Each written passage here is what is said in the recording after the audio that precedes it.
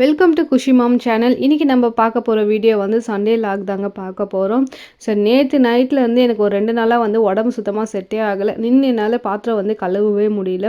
So night போய் நான் அப்படியே படுத்துட்டேன். காலையில் வந்து பாத்திரம் வெள்ளம் வந்து பார்த்துக்கலான்னு சொல்லிட்டு எழுந்துச்சி அன்றைக்கி சண்டே காலையில் ஒரு 5:30 மணி போலவே எழுந்து ஃபஸ்ட்டு பாத்திரம் வந்து கழுவிட்டு ஸோ மீனும் வாங்கிட்டு வந்து கொடுத்துருந்தாங்க ஹஸ்பண்ட். அதையெல்லாம் கழுவி எடுத்து ஃப்ரிட்ஜில் வச்சுட்டு ரெஃப்ரெஷ் ஆகிட்டு ஸோ அதுக்கப்புறம் வந்து கிச்சன் கவுண்டர் டாப் அடுப்பெல்லாம் வந்து கையோடு க்ளீன் பண்ணிவிட்டு அதுக்கப்புறம் தாங்க சமையல் பண்ணவே நான் வந்து ஸ்டார்ட் பண்ணிட்டு இருந்தேன்.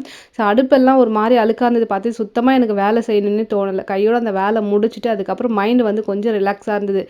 நல்லா பார்க்கறதுக்கு கிச்சன் வந்து க்ளீனாக இருக்குது அப்படின்னு சொல்லிட்டு ஃபஸ்ட்டு புளி வந்து ஊற வச்சு எடுத்து வச்சுட்டு அதுக்கப்புறம் வந்து அரிசியை வந்து ஊற வச்சுட்டேன் சாதத்துக்கு. காலையில் பிரேக்ஃபாஸ்ட் வந்து ரொம்ப சிம்பிளாக செஞ்சுக்கலான்னு சொல்லிட்டு சேமியா தான் வந்து செஞ்சுருந்தேன்.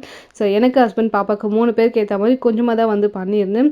இதை செஞ்சு முடிக்கிறதுக்கே வந்து ஒரு 9:15 கிட்ட டைம் ஆகிடுச்சு. அதுக்குள்ளே பாப்பா வந்து பசிக்குதுன்னு சொல்ல ஆரம்பிச்சிட்டாங்க. ஸோ எப்போல்லாம் சீக்கிரமாக செஞ்சு வைக்கிறனோ அப்போல்லாம் வந்து பாப்பாவும் சரி ஹஸ்பண்ட் சரி அதை கண்டுக்கவே மாட்டாங்க. கொஞ்சம் லேட்டாக ஆகிடுச்சினாலே போதும் பசிக்குது அப்படின்னு சொல்லிட்டு ஒரு வழி ஆக்கிடுவாங்க. சரி பாப்பாவுக்கு வந்து ஊட்டிட்டு ஸோ அதுக்கப்புறம் வந்து நம்ம லஞ்ச் வேலையெல்லாம் ஸ்டார்ட் பண்ணலான்னு சொல்லிட்டு பாப்பாவுக்கு வந்து சக்கரை வச்சு ஊட்டிட்டு நானும் வெறி சேமியா தான் குழம்பு இல்லைன்றதுனால அப்படியே நார்மலாகவே வந்து சாப்பிட்டுட்டேன். ஸோ அதுக்கப்புறம் வந்து அரிசியெல்லாம் ஊறினதுக்கு அப்புறமா அரிசியும் கழுவி ஒரு பர்னரில் வந்து சாதத்தை வந்து வச்சுட்டேன். சரி சைடில் வந்து அப்படியே கழுவி வச்ச பாத்திரம் இருந்தது, தண்ணியெலாம் எடுத்துகிட்டு இருந்து ஸோ அதையும் வந்து கையோடு எடுத்து வச்சிடலான்னு சொல்லிட்டு கொஞ்சம் பார்த்துட்டு இருந்தேன். சரி ஃபஸ்ட்டு இந்த மீன் வேலையை வந்து பார்த்துருவோம் அப்படின்னு சொல்லிட்டு அதை அப்படியே வச்சுட்டு ஃப்ரிட்ஜில் வந்து மீன் கழுவி எடுத்து வச்சுருந்தேன். என்னதான் நான் மீன் கழுவும் போது மஞ்சள் போட்டு கழுவுனாலும் கழுவி முடிச்சுட்டு ஃப்ரிட்ஜில் வைக்கும்போது லைட்டாக மேலே வந்து நான் மஞ்சள் தூவி விட்டுட்டு அதுக்கப்புறம் எடுத்து வைப்பேன். எனக்கு என்னென்னா மறுபடியும் வந்து என்னதான் கழுவி வச்சாலும் ஃப்ரிட்ஜுக்குள்ளே மறுபடியும் அந்த மீன் ஸ்மெல் வருமேன்னு சொல்லிட்டு ஒரு பயம். அதனால் நான் இந்த மாதிரி தான் எடுத்து வைக்கிறது.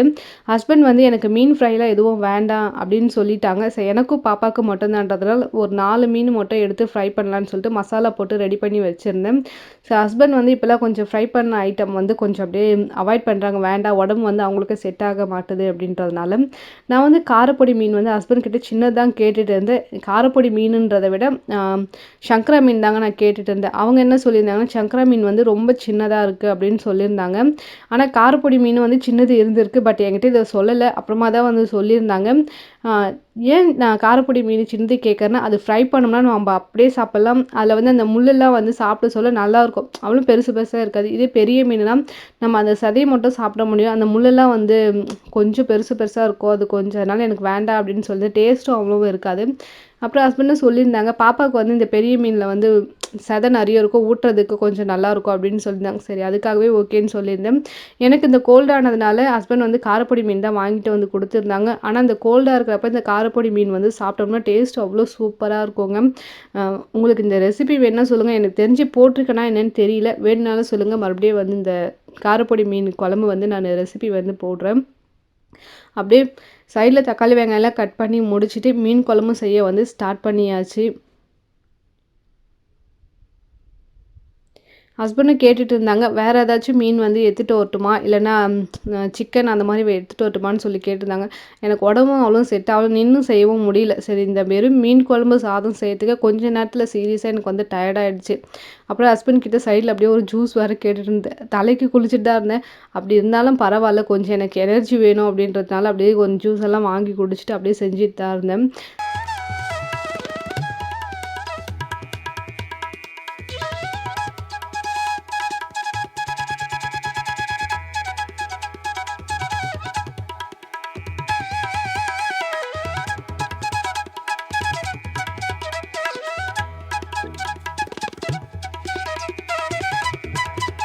ஹஸ்பண்ட் கொஞ்ச நாளாக இந்த ஜிலேபி மீன் மேலே ரொம்ப இதுவாக இருக்காங்க. அதை சாப்பிடணும்னு சொல்லி கேட்டுட்டே இருக்காங்க. எனக்கு அது ஏன் தெரியல, ஜிலேபி மீன்னாலே பிடிக்கல.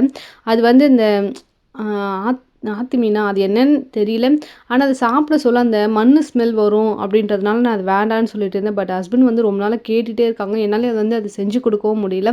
அது கிடைச்சாலும் வந்து எனக்கு அது க்ளீன் பண்ண தெரியாது. அது வந்து அதோட ஸ்கின் வந்து ரொம்ப ரஃப்பாக இருக்கும். இதுவே மீன் கடையிலேயே வந்து கேட்டோம்னா அவங்களே வந்து க்ளீன் பண்ணி கொடுப்பாங்க. ஆனால் என் ஹஸ்பண்ட் வந்து சண்டே டைமில் இன்றைக்கி போய் கேட்டிருந்தாங்க. பட் அங்கே வந்து அந்த மீன் வந்து இல்லை அப்படின்னு சொல்லிட்டாங்க. அவங்களே வந்து சொல்லிட்டு புலம்பிட்டு இருந்தாங்க. நான் எப்போ ஆசையாக சாப்பிடணும்னு நினைக்கிறேனோ அந்த மீன் மீன் வந்து கிடைக்க மாட்டேது அப்படின்னு சொல்லிட்டு யாருக்கெல்லாம் வந்து ஜிலேபி மீன் வந்து பிடிக்கும்னு சொல்லிட்டு மறக்காமல் சொல்லுங்கள்.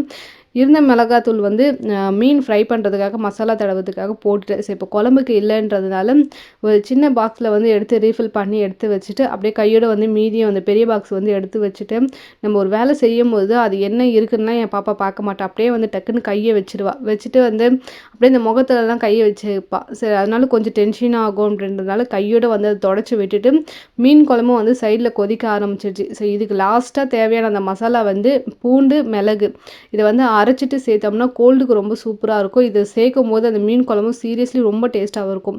இந்த பேஸ்ட்டு வந்து அரைச்சி ஊற்றிட்டு ஒரு 5 நிமிஷம் வந்து லோ ஃப்ளேம்லேயே வச்சு கொதிக்க வச்சோம்னா குழம்பு நல்லா திக்காகிடும். ஸோ அதுக்கப்புறம் வந்து மீனெல்லாம் போட்டு ஒரு 10 நிமிஷம் லோ ஃப்ளேம்லேயே வச்சு கொதிக்க வச்சோம்னா மீன் குழம்பு ரெடி ஆகிடும். ஸோ இதை செய்யறதுக்கு ஒரு 11 மணி கிட்ட ஆகிடுச்சு. சைட்லேயே வந்து அந்த 4 மீனையும் வந்து ஃப்ரை பண்ணி எடுத்துடலாம் அப்படின்னு சொல்லிட்டு ஃப்ரை பண்ணிட்டு தான் இருந்தேன். கொஞ்சம் எண்ணெய் தான் இருந்தது. ஸோ அதை வச்சு வந்து மீன் ஃப்ரை பண்ணுறதுக்கு வந்து எண்ணெய் மட்டும் ஊற்றி விட்டு இருந்தேன். சைட்லேயே வந்து எண்ணெய் வந்து ரீஃபில் பண்ணி எடுத்து வச்சுருந்தேன். இதை ரீஃபில் பண்ண சொல்லவே டக்குன்னு வந்து கரண்ட் வேறு ஆஃப் ஆகிடுச்சிங்க. இப்போலாம் வந்து இந்த வெயில் டைமில் அதிகமாக வந்து கரண்ட் ஆஃப் பண்ணுறாங்க. சுத்தமாக வெயிலில் கிச்சனில் நின்று சமைக்கவே முடியல. இந்த கரண்ட் வேறு இல்லைன்னா சுத்தமாக அப்படியே ஒரு மாதிரி இருக்குது.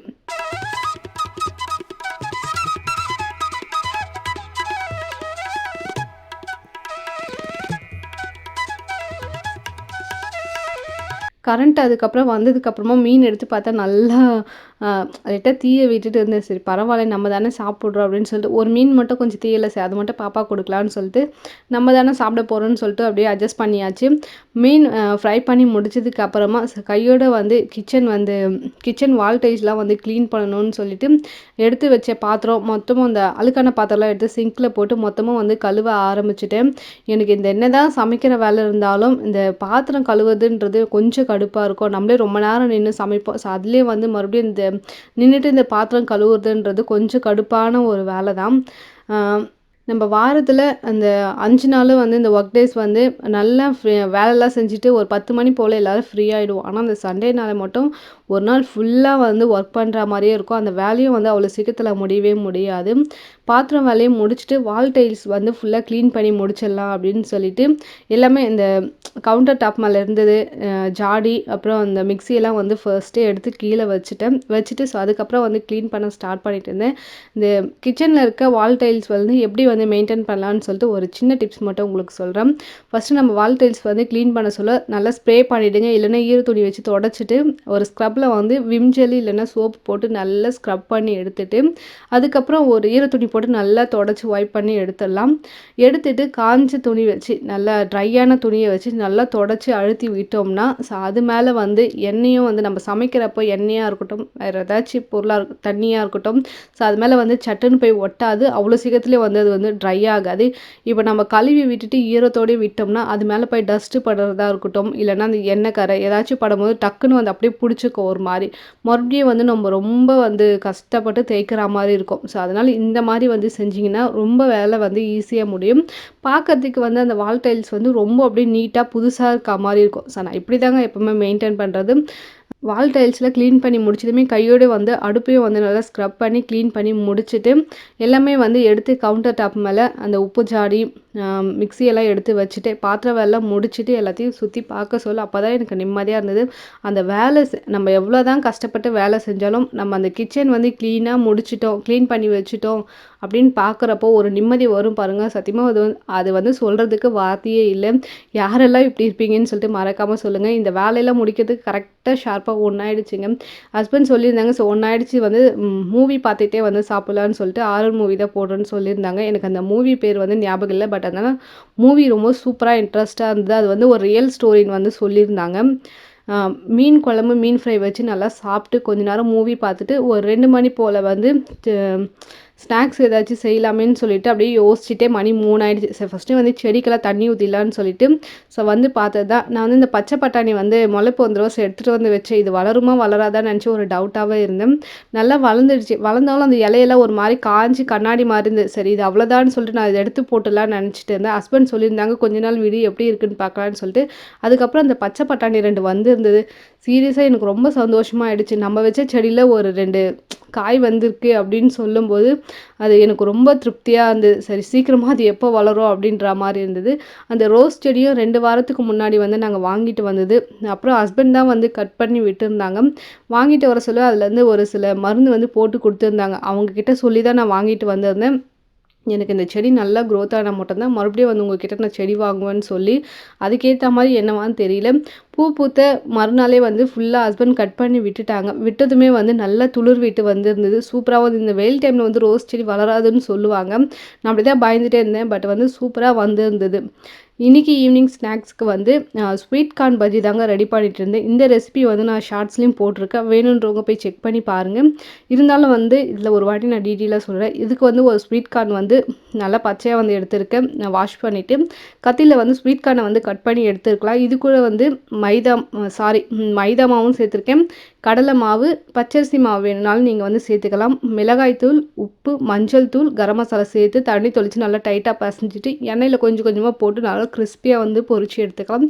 இது கூட வந்து சாஸ் வச்சு சாப்பிடும்போது சீரியஸ்லி டேஸ்ட் வந்து அப்படி இருக்குங்க. எனக்கு இத சாப்பிடும்போது வந்து அம் சிக்கன் ஃபீல் தான் வந்திருந்தது. ஹஸ்பண்டும் சரி, பாப்பாவும் சரி நல்லா வந்து என்ஜாய் பண்ணி சாப்பிட்டாங்க. அன்னைக்கே ஈவினிங்கே வந்து பார்க்குக்கு போகணும்னு சொல்லிட்டு நினச்சிட்டே இருந்தோம். சரி டைம் இல்லாததுனால ஹஸ்பண்ட் வந்து விளையாட போயிட்டு இருந்தாங்க. டைம் இல்ல அப்படின்றதுனால மறுநாள் வந்து மண்டே தான் வந்து நாங்க போனது. இந்த வீடியோ வந்து மறுநாள் எடுத்த வீடியோ தாங்க இது. சரி பாப்பா வந்து கேட்டுட்டே இருக்காங்கன்னு சொல்லிட்டு நானும் பாப்பா மட்டும் பார்க்குக்கு வந்துட்டோம். ஸோ ஹஸ்பண்ட் அதுக்கப்புறம் தான் அவங்க வந்திருந்தாங்க. ஸோ அதுக்கப்புறம் வந்து பாப்பா நல்லா விளையாடிட்டு இருந்தாங்க. இந்த சர்க்கிள்ல ஊஞ்சல்ல ஃபர்ஸ்ட்டு பாப்பா விளையாடும்போது ரொம்ப பயப்படுவாங்க. தனியா வந்து விளையாட சொல்ல இந்த ஊஞ்சல் ஆடும்போது வேண்டாம் வேண்டாம் அப்படின்னுவாங்க. இப்போ நாங்க வேணான்னு சொன்னாலும் அவங்க கேட்கறதில்ல. நல்லா உட்காந்து ஜாலியா வந்து இந்த ஊஞ்சல்லையா இருக்கட்டும், அந்த சர்க்கிள்லயா இருக்கட்டும் நல்லா என்ஜாய் பண்ணி விளையாடுறா. பார்க்கில் விளையாடுற பசங்க கூட வந்து நல்லா வந்து மிங்கிள் ஆயிடுறா. இந்த புது பசங்கள பார்த்தா ஒரு சில குழந்தைங்கலாம் வந்து பயப்படுவாங்க. பேசுவாங்களா எப்படின்னு சொல்லிட்டு. ஆனா பாப்பா அப்படிலாம் இல்ல. எல்லார்கிட்டயும் வந்து பார்த்த அடுத்த செகண்டே வந்து நல்லா வந்து ஃப்ரெண்டா ஆகிடுறா. ஸோ அந்த விஷயத்துல எனக்கு கொஞ்சம் சந்தோஷமா இருக்கு. ஸ்கூல் போக சொல்ல வந்து கொஞ்சம் பசங்க கூட நல்லா ஃபிட் ஆகிடுவான்னு சொல்லிட்டு. ஆனா ஸ்கூல் போறியான்னு கேட்டா போக மாட்டேன்னு சொல்லிட்டு இருக்கா. அவ போற நேரத்துல என்ன பண்ணுவா அப்படின்னு மட்டும் தெரியல. அத நெனச்சாலே கொஞ்சம் பயமா இருக்கு. ஸோ அதுக்கப்புறம் பார்க்கெல்லாம் போயிட்டு சாப்பிட தான் வந்து நாங்க ஹோட்டல் வந்து வந்திருந்தோம். ஸோ ஈவினிங் போல் ஹஸ்பண்ட் ஏதாச்சும் லைட்டாக வந்து ஃபுட்டு ஆர்டர் பண்ணுவார் அப்படின்னு நினச்சேன். சாண்ட்விச் அந்த மாதிரின்னு பார்த்தா ரைஸ் வந்து ஆர்டர் பண்ணிட்டாங்க. எங்களால் சாப்பிடவே முடியல. பாப்பா வந்து அந்த ஆர்டர் பண்ண அந்த நேரத்துக்கு வந்து நான் சாப்பிடுவாம்மா அப்படின்னு சொல்லி கேட்டுட்டு இருந்தா. ஆனால் சுத்தமாக அவள் அதை பார்த்ததுமே தொடவே இல்லை. ஹஸ்பண்ட் வந்து மஞ்சூரியன் ரைஸும் அதுக்கப்புறம் வந்து பொடி இட்லி இது 2 தாங்க பண்ணியிருந்தாங்க. டேஸ்ட்டு ரொம்ப சூப்பராக இருந்தது. பாப்பா சுத்தமாக தொடவே இல்லை. அவள் வந்து ஜூஸ் மட்டும் தான் குடிச்சிட்டு இருந்தா. ஸோ நாங்கள் இது வரைக்கும் சாப்பிட்டுட்டு என்ஜாய் பண்ணிட்டு கிளம்பிட்டோம். கண்டிப்பாக இந்த வீடியோ வந்து உங்கள் எல்லாருக்கும் பிடிச்சிருக்கும்னு நினைக்கிறேன்.